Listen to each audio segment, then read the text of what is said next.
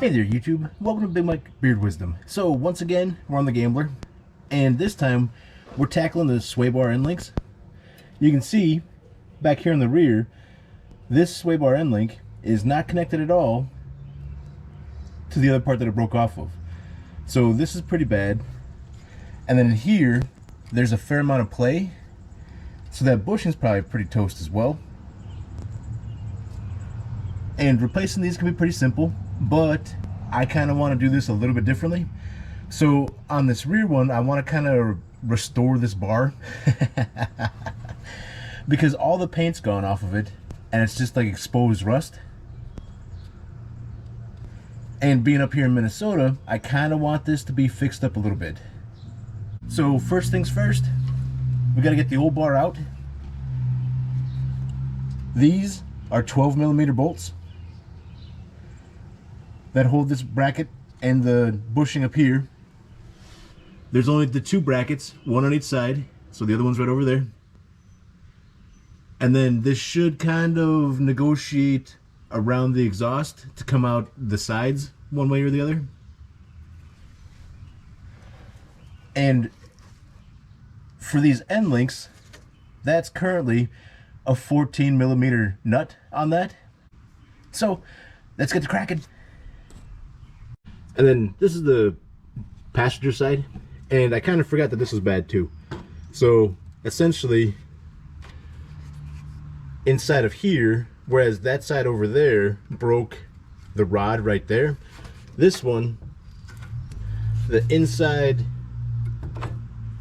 of that is pretty much let loose.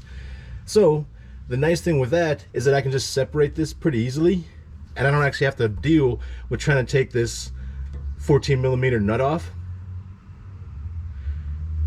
So I should just be able to take these 12s off, yank the bar out, and then deal with these one-on-one by themselves. Once you get the 12mm bolts out, just a matter of finagling it out and around the exhaust somehow.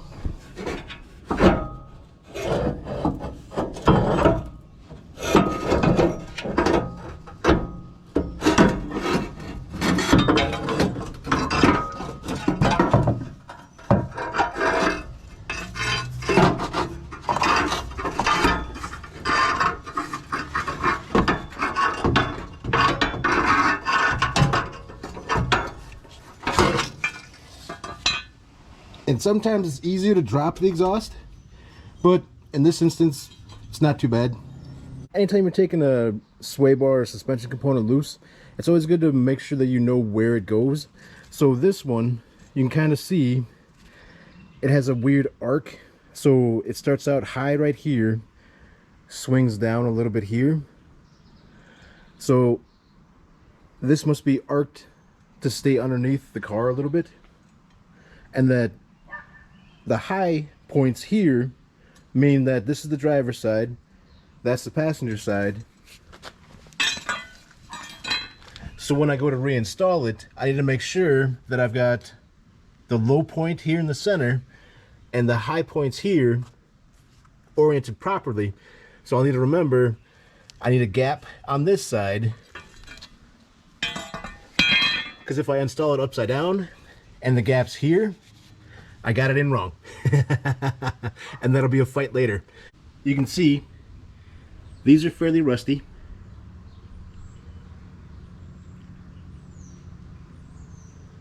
So that's as similar as like a ball and socket, like a ball joint and stuff. And it'll be interesting to see if I can get this loose, because when I try and turn this, there's nothing that holds that in place. So I may have to use a set of vice grips, or I may have to cut flats into that. The bushings, they're pretty simple normally. So you just push the bracket off and they're split, that way you can replace them.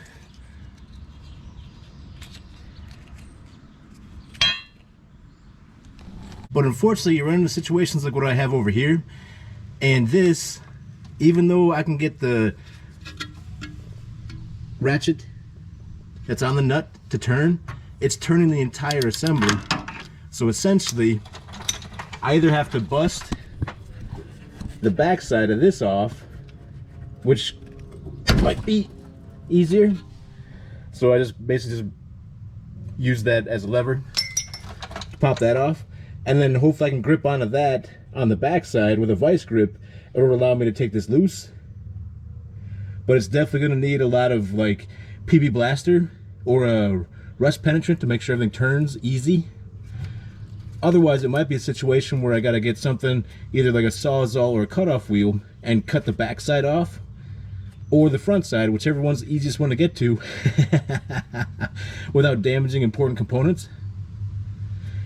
And then with this cut off, I don't really have to worry about reusing any of the hardware because the new pieces are all complete. So I've got nuts and everything. This is kind of a weird situation, and it's one of those where I can't really get anything onto here to just cut it off at a very good angle. So what I did instead is essentially I cut two flats. So I cut a flat on this side and a flat on that side. And whenever you do this, you want to make sure that you're cutting them exactly opposed to each other. That way they're not, you know, kind of canted off to the side. Because the idea is to get a crescent wrench onto it. That way you can use the crescent wrench to help hold it. With that more than likely being a stainless steel item, it's probably pretty tough. So it's going to take a little bit to cut it. But once you get it set up properly, it's awesome how easy it is to take it off. So this one's still tight. So I'll just back it off just a little bit to get some space so I can get this on. Then you tighten the crescent wrench down. That way it holds it.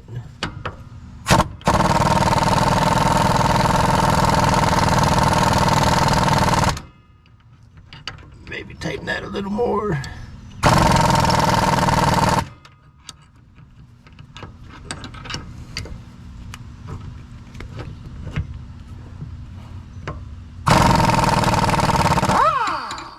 And that sucker's loose. You want to be careful though, depending on how much rust there was, this can be hot and smoking. But you always want to be careful because that can be extremely hot, so can the nut, and even the socket itself can be quite warm if it's been a fight.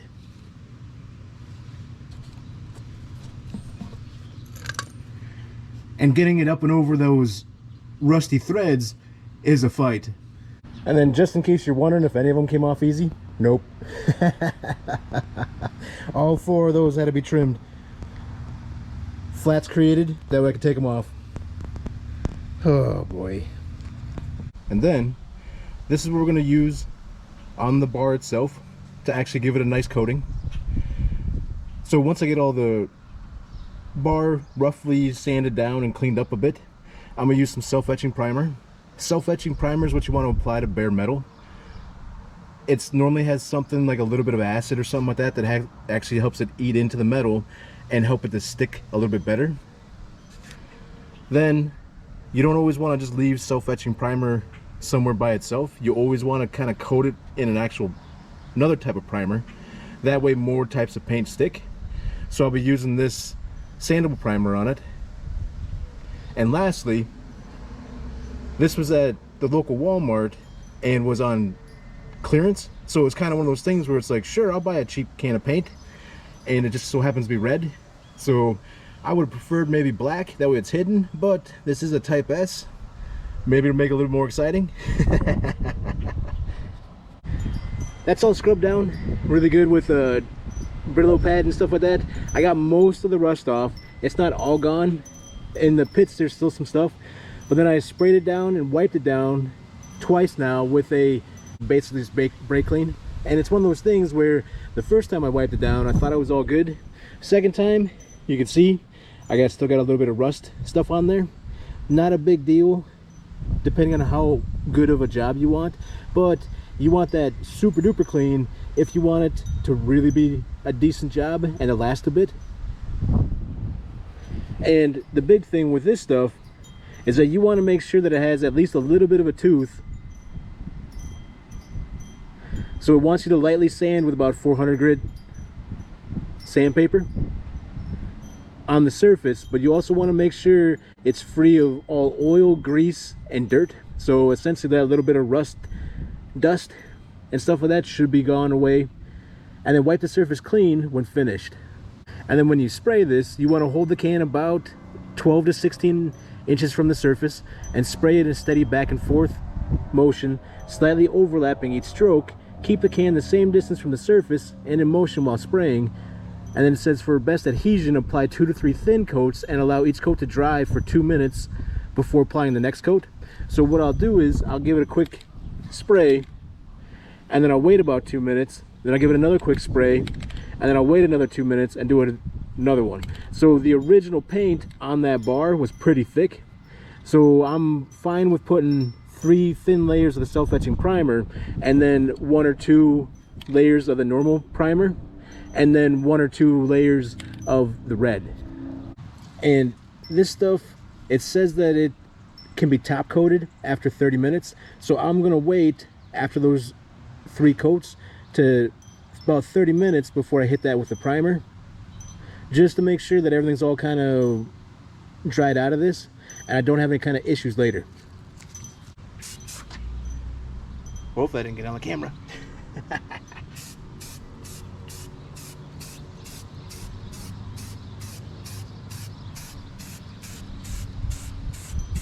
This is a good shot of the painting rig.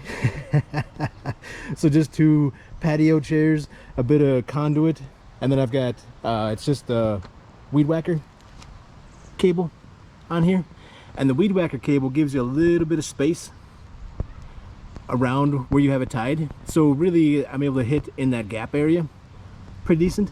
It's not a big deal and no one's really going to notice because like with the end links bolted up, no one's going to see any holes there.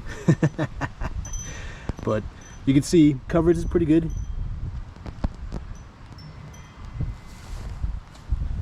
So I'm going to call it good with just 2.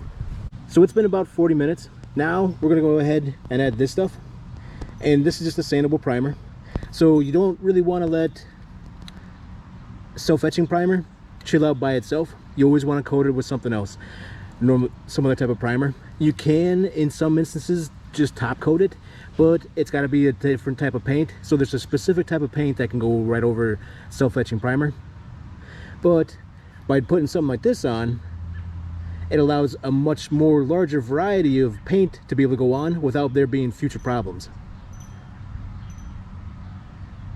So this stuff's pretty simple. It's got a little bit longer time in between. So this one's basically the same, so make sure it's clean and stuff like that. And then it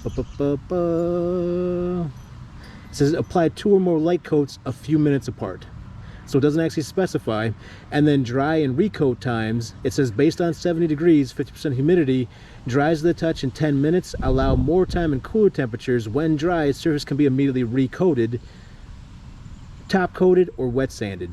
So what I'm going to do is I'm going to go ahead and hit this with 1 coat, maybe do a little bit of a heavier coat, and then walk away, do a quick test drive of the car to make another video. And then when I come back, I'll do another coat. That way it's got plenty of time to dry in between the coats, and hopefully everything will be all good to go. Also, if I wind up having any kind of weird issues with the self-etching not agreeing with this, it should show up in that time frame.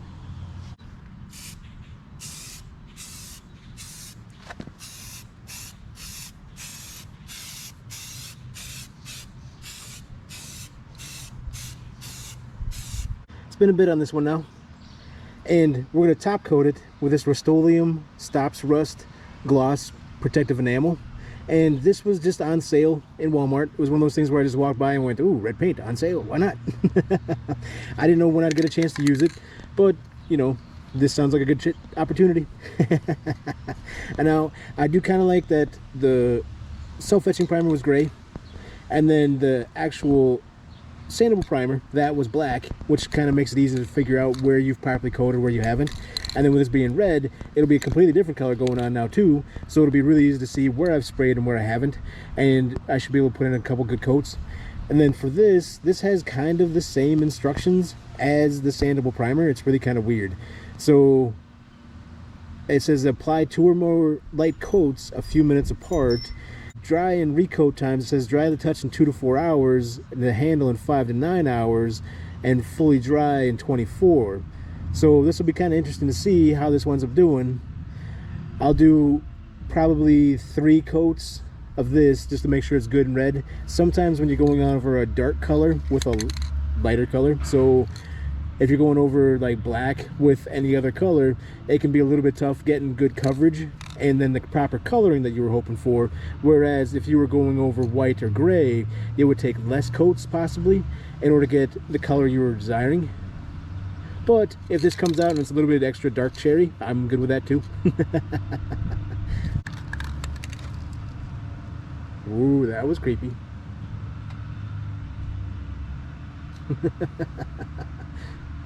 Make sure you have a stable rig. Doesn't look like anything happened. Just, I'm assuming, because I kind of spun that tube, that way it didn't have the heavy sit in the sun all day dip in it, and it must have just respun itself back the other way.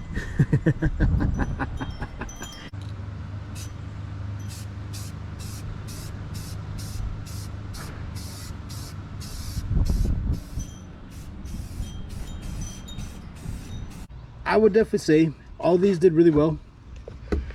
They're pretty cool because they have a like any angle sprayer tip and stuff like that. So essentially, you know, for when I was spraying like the bottom side of the sway bar, I was able to do that easily. Just tip the can upside down, spray up.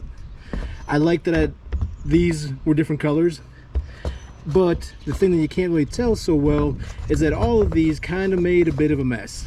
So this one you can kind of see some of the black on the can itself there. This you can really see the red. So even though it was spraying, it did make a bit of a mess in total. So you can kind of see when this sprayed out, it came and hit part of the can pretty good too. This one did it probably the most. It's probably unique to this particular blend.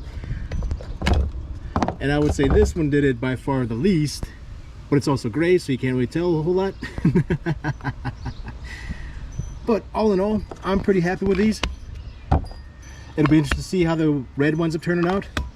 The primers did exactly what I thought the primers would do, and they seem to mix well with each other. So there wasn't any kind of weird fisheye or anything weird, you know, crazing or anything like that when I applied this one. So hopefully these two are all good to go and set up a really good base for this one. This one, I've done now the last and final coat, and as you can see, it's got a really good gloss finish. It'll be interesting to see how that winds up turning out when it's all said and done. And then I also don't know quite how long it's going to take to dry. With it being out here in the sun, hopefully it speeds up a little bit faster than normal. But all in all, I would say even if this one's drying like flat and looks a little crazy, this is way better than what it was, which was more or less just bare steel hanging out underneath the car.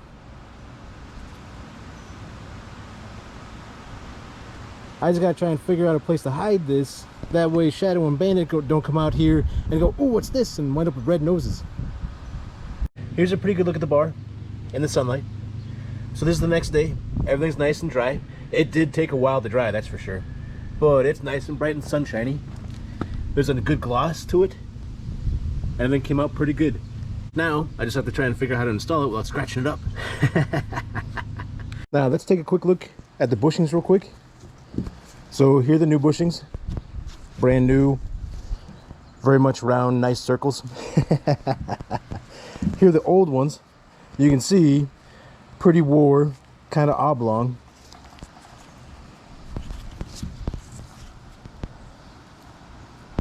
Not quite the right shape that you were looking for anymore.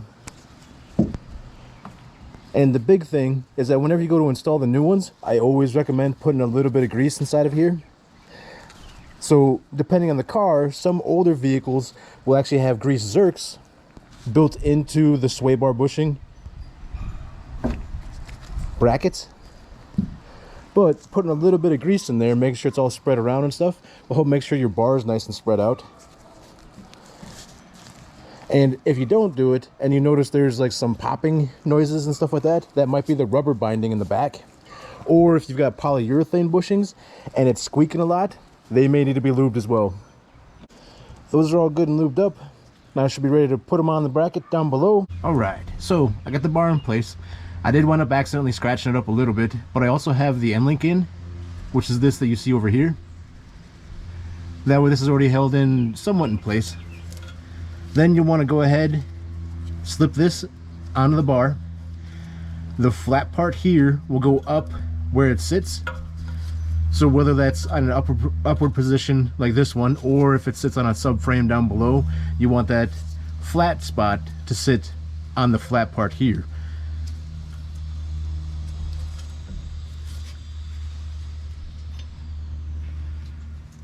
And I did kind of miss a chance to recondition these a little bit, but you know, not everything can be nice on this one.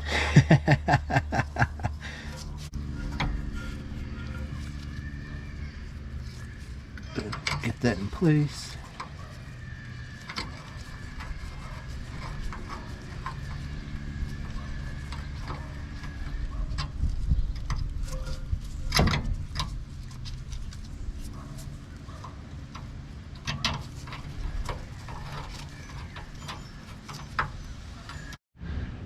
All right, and then this is kind of strange. So these are supposed to fit the Type S, but you can see that little area in the back where the bushing is enclosed, so that's not going to be good.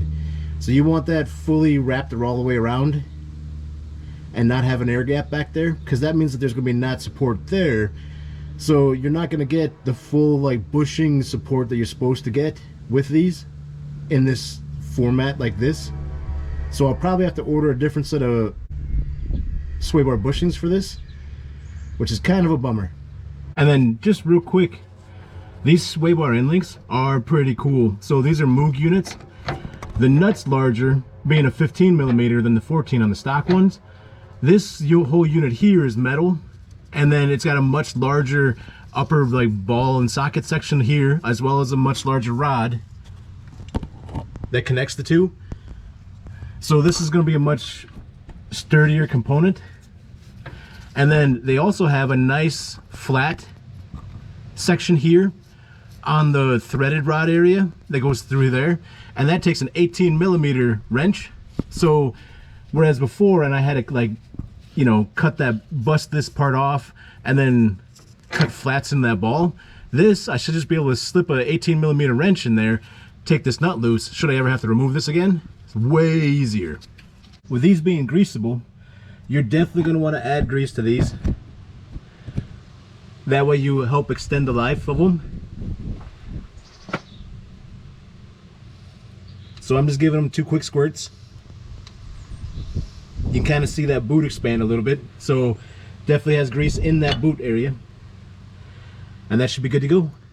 Just got done with the test drive. Everything's all good to go. I do need to replace those bushings with the right size bushings, because that kind of sucks that those weren't the right ones, but these should be easy to do.